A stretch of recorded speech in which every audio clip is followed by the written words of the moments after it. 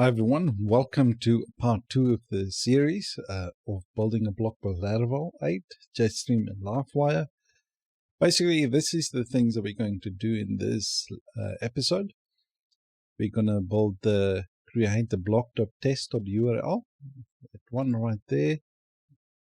Let's just show you. So if we type in blog.test, we will basically get to our blog, right? The next thing was basically going over the file structure of Laravel, and then we're going to create our models and migrations. We're going to create the post model, category, and obviously a tags model. Right, then we're going to create the relationships between the models, and then we're going to create the methods inside the models. All right, so let's create it. Start with the first one. All right, what we do is, let me go in here on our start menu, but in the search bar we're just going to type in notepad. Now what you do is you run it as administrator. Okay, so we click on it.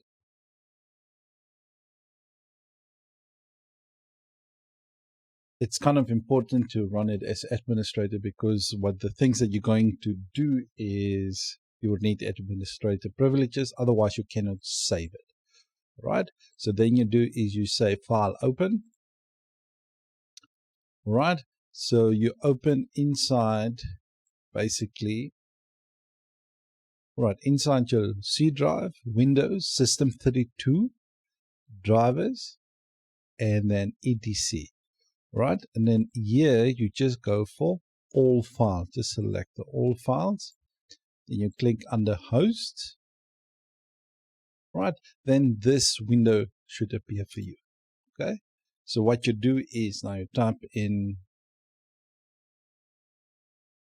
all we do is 127.0.0.1 blog.test. Okay, then all you do is you save it, and then that's it. Okay, so after you're done, you can just close the file. Okay, so we closed it up. All right, we got now just the final step that we have to do, and that is in our XAMPP folder. So let's open that folder quickly. And so what we can do is we say file, open file. Now you go to your XAMPP folder, then you'll see the Apache. So you click on the Apache, then you click on conf. Basically, conf file is for configuration, then extra. Then you look for the httpd vhost file. It's this file right here. Okay. Then you just click on it. You say open. Then this file with virtual host is open for you. Okay. So as you scroll down, I already have one just as an example here. So I just copy this one down. So basically all you're going to do now is you see your C drive, the virtual host port 80. I'm just changing this one to blog.test. But what you do is your C drive, the XAMPP folder, your htdocs. This one is the block inside the htdocs. Let me just show you guys. Let's open. If we go back to your htdocs right here, you see all these folders right here. Now the one that we want to link to is the block folder, and that block folder we want to link to the public folder. Okay, so what you do right now is you just direct it to this folder. Will basically, so if someone types in this, they will be directed to the public folder. So that's all you do. So after you're done with this file, you just save it. Okay, so the blog.test, and just create this. Just pause the video and create this. The other ones obviously won't be there for you, but just create this as it is. Then you're all done, and then you can start up your XAMPP server. So if you already got the server up and running, just stop the server basically like this. So let's say it's up, you just stop it, okay, and then start it again, because you want the server configurations to take place. So then you start it again. All right. So then the port will start. All good. And let's open the browser. Now, as you can see, if we type in the blog.test right there on top, it will actually bring us to our Laravel file. Right. So now we got a nice domain instead of the other one. So when we start the server, we can just go to the blog.test. Right. So that's basically the URL part. Let's go on to the next part. Right. So we have got this one done. So now we're basically going to go over the file structure. All right. Let's start at the top. Now, in our app folder, you will see the first ones. You've got your actions. Now, the 4 to 5 actions, basically when you create a user and all that kind of stuff that goes with it. And the Jetstream is basically just the delete user part, the actions right there. Now, under the HTTP, this is basically where your controller files is going to be. You can even create a new folder inside this to, let's say you've got admin controllers, then you all go in there and stuff like that, but we're not going to do that. Let me delete it for now. We're going to get to the controllers a bit later. They will all be under the HTTP. Your middleware is basically like the controllers deal basically mostly with your logic. So let's say an example, you create a post. Now you will create a controller. Inside the controller, you will have a method that actually creates the post and another method that will store the post. But we will get to that a little bit later. Your middleware is basically like your security guards preventing people from accessing certain points of your website. That goes all in here. All right. Your models. Now, a model is basically a class that represents a logical structure in a relationship between the underlying table. So basically, we got a user right here, and the database table will be a user table. Okay. So each model and database will be corresponding model, and to allow us to interact with that table. And models gives us a way to retrieve, insert, and update information basically in the database. So basically, if you've got a users table right here, you will have a corresponding users model database in the database. All right.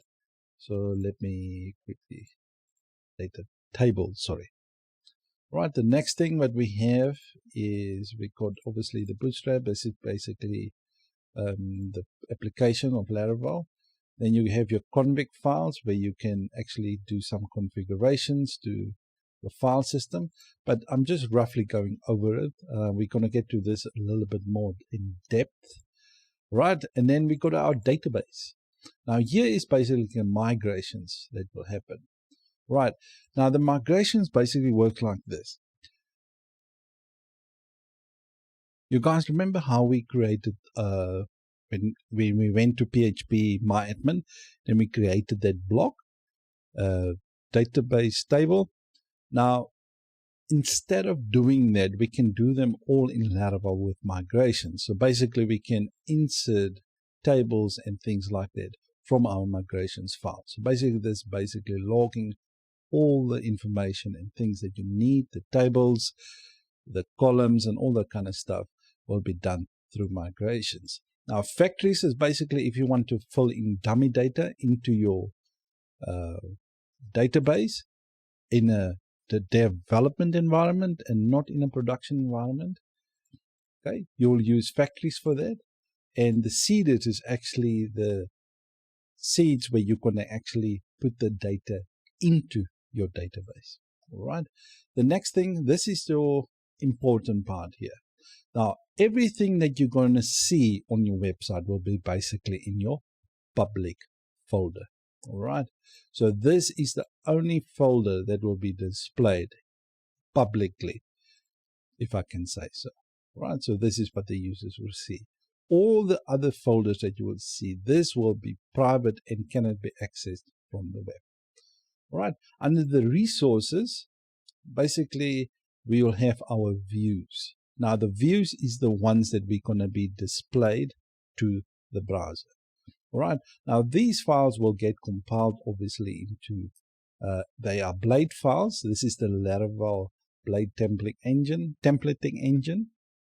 So basically where we can type in like normal HTML, and it actually can convert into PHP and HTML, and then it gets passed to the public folder. All right, so all those things happen in the background, but this is where basically all our views will be. All right. Now the routes folder is basically going to be dealing with the web, not the API and all those kind of things. We'll be dealing right with the web one. Basically, if we have a home address and things like that, all will be done in our routes file. All right. And the next thing that we're going to do right here, we're not going to be writing any tests. Now, the storage part of your app will be basically, if you, let's say we're going to create some images. Now we're going to use the storage folder to actually link those images to the public folder, but we're going to create a symlink for that, but we're going to get discussing that a little bit later as well, right, when we get to that part of the course. All right. Obviously, the vendor folder, this is basically where every dependency of that you need in your Laravel application goes inside the vendor folder. Even the Laravel application is inside here, the Fortify, the framework itself, Jetstream, Sail, and all the other little jazzes. And then you will obviously have your Livewire here as well, but under no circumstances don't edit anything in this folder. All right, so we obviously got our environment file that we've added in order to display it for us. Right, so let's get started. Let's create some models and migrations. Okay, so the first thing we're going to do, I'm just going to close this little window to give us a little bit more space. All right, so now in order to create any models in PHP, we can do it the manual route. We can actually, let's go into the file structure. We can actually go here, add models, and we can say a new file, and we're going to create a model like, let's say post.php. We can do this, all right? But I would not advise you to do it like this. You can, but I will not advise. Rather use the PHP artisan command. In order to do that, we can do PHP, okay, PHP artisan, all right, make, all right. So let's quickly do the help make, and then you can do model. All right, so you'll get some useful help tips right here. So what you can do, the make model, you basically have an option and a name right there, and all the little jerseys that goes with it. All right, so we can do the C, that will create a controller for us. The F will create a factory for us. The M notation will create migration for us, and the S will actually create a seed with the model for us. But I'm going to show you the ones that I'm going to do. All right, so let's clear this one. Clear it up. So we're going to do PHP artisan make model. I'm just going to create the model and the migration. We're going to create the controllers separately, okay? So the model that we're going to create is going to call the post model, and we're going to create the migrations with it. Okay, so what we're going to do is we're going to press enter. As you can see, it created the model and it creates the migration for us. All right, so let's go to the folding structure. Let's just open it up.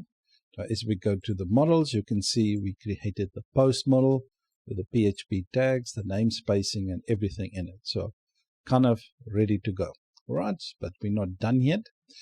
If you can see, if we go to the database under the migrations, at the bottom here, you'll see it created the migrations. We're going to fill in this a little bit later as well. All right, so let's quickly create all the models that we need. We need a category model as well. Right. So PHP artisan make model. Okay, so we're going to create a category model with a migration. Just remember, when you create your models, it needs to be singular, not plural. Okay, so do that. Right, so as you can see, the migrations will actually automatically create a categories table inside the database for us. Right, so as you can see, it is there. Let's create the next one. So PHP artisan make model, and we're going to create a tag model with its migrations. Okay, so that's done. So it creates a tag table.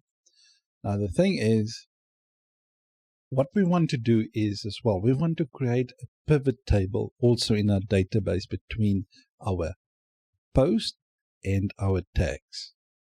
Okay, but in order to do that, we can actually do this PHP artisan make migration. We can do it like this, and actually instead of creating a model as well, we can just create a migration and stuff like that, but I'm not going to do that. I'm just going to do it like this. Make a model, a post tag model with the migration. I'm just going to press enter, and basically it creates a post tags table. The reason why I'm doing it is because I want to add the timestamp, and yeah, you can do it like this. Basically, when you create, you can just do like create post tag table, but I like doing it like this. I'm just deleting the model afterwards like this. You can keep it, but in my case, I don't need to keep it. I can just delete it like this. All right. So basically we have this. Now the thing is, what I want to do now is we created that. So in our database, under migrations, under the post tag, the convention is that they must be singular. All right. So we need to just remove that as well. So basically create a post tag table, and it needs to be in alphabetical order because PQRST, that's the order. So if this was a tag post, will not go. The best thing will be just to type it post tag table. All right. Good stuff. So just remember to change your migrations here to be the same thing. Okay, so it must be post tag. Save it. All right, so we're not done. We're going to do the migrations a little bit later, but for now we need to deal with our models. Now the thing is, we've done this part right here, and we need to actually add the relationships between the models. Okay, so the first one that we're going to start with is the users table. All right, let's start with the post. Okay, let's start with the post. Now, in order to add relationship, we can do a public function. All right. Now, a user post can belong to a user, and a user can have many posts. Okay. So let's quickly belongs to a user. So we can add the user class under the post. And just type in here belongs to. If I can spell right, belongs to. Okay, so then we can open and closing brackets. Right, so we can do like return. This belongs to the user class. Okay. We don't have to add the user ID right here because Laravel will automatically fill that in for us, but you can just do it like this. All right. Then the next thing in the post class is obviously the category. So we're doing belongs to, so public function. Right. And then this one we're going to have a category, because a post can only belong to one category, not in multiple categories. So if it's multiple categories, we have to put the IS like this, but it's only going to be belongs to. Do the same as the top part. Since it's already imported, just remember this gets imported right there at the top. Okay, so let's just open and close this. Then we can just say return this belongs to category class. Let's do this. Okay, so we don't have to put in here category ID, the same as on top.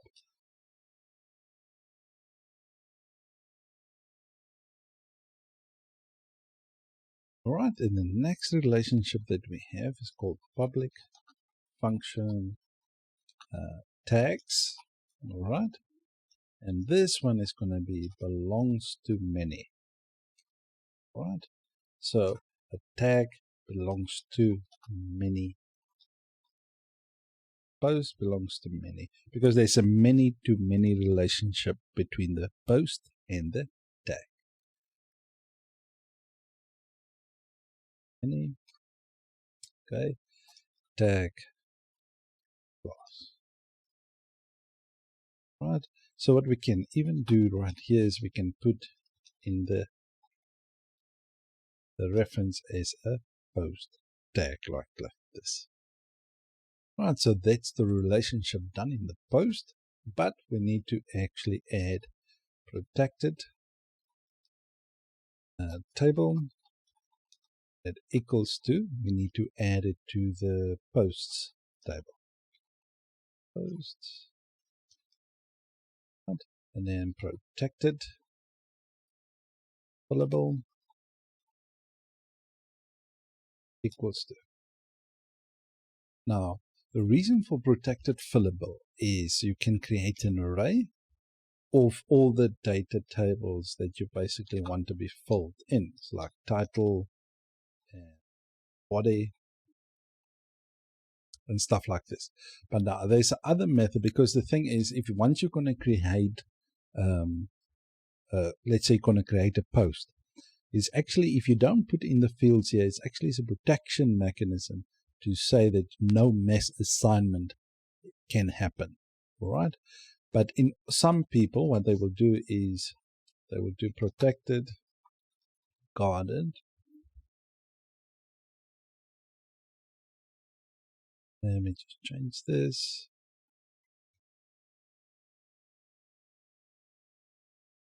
And then I will set it to an empty array.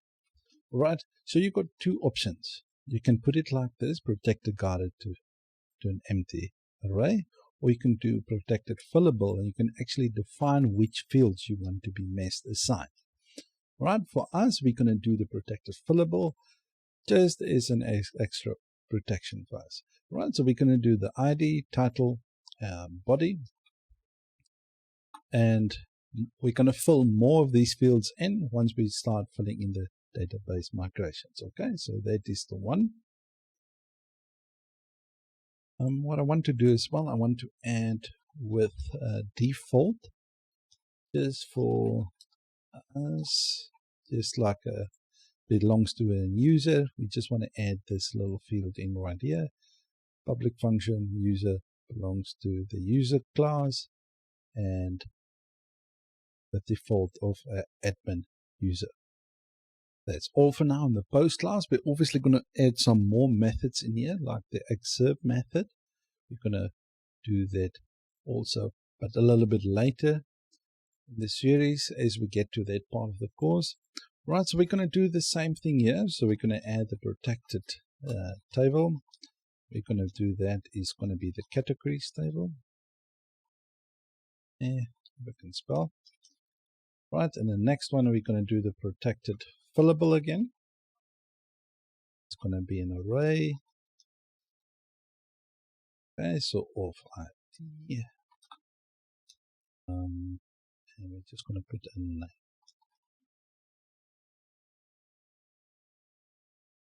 Right, the next part is going to be, we actually don't have to include the ID.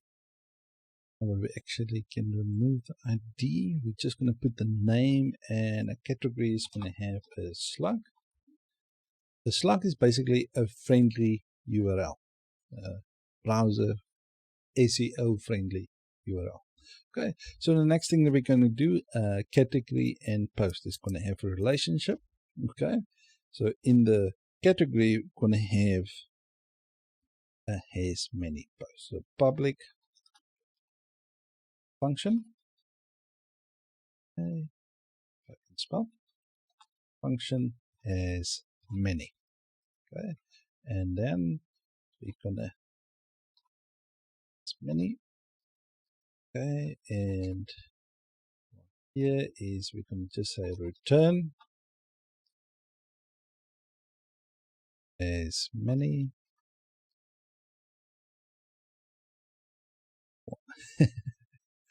This is going to be just posts. Okay, and this is going to be the post class.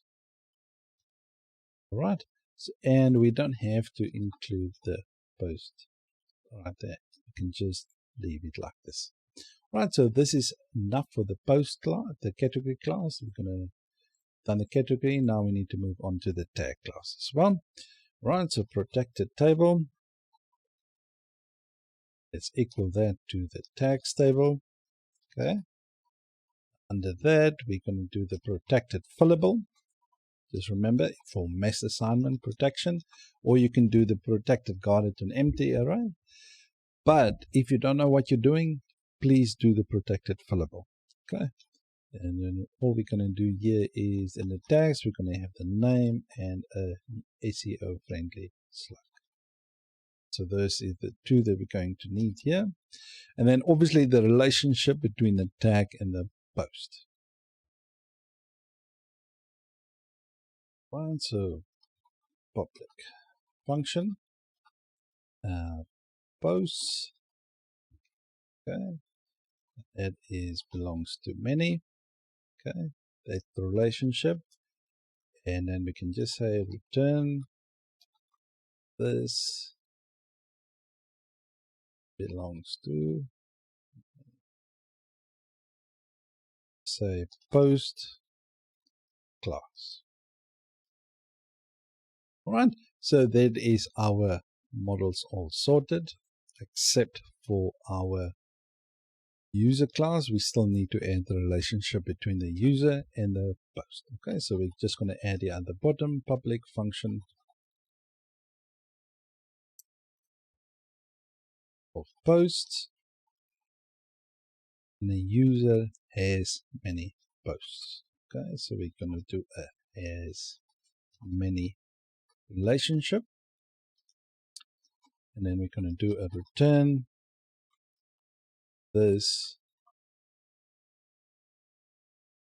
many post class. Right, now that is all done. So we got our relationship right there. Okay, we got our tag sorted, category, post, and tag. We got all of them sorted. All right, so let's see.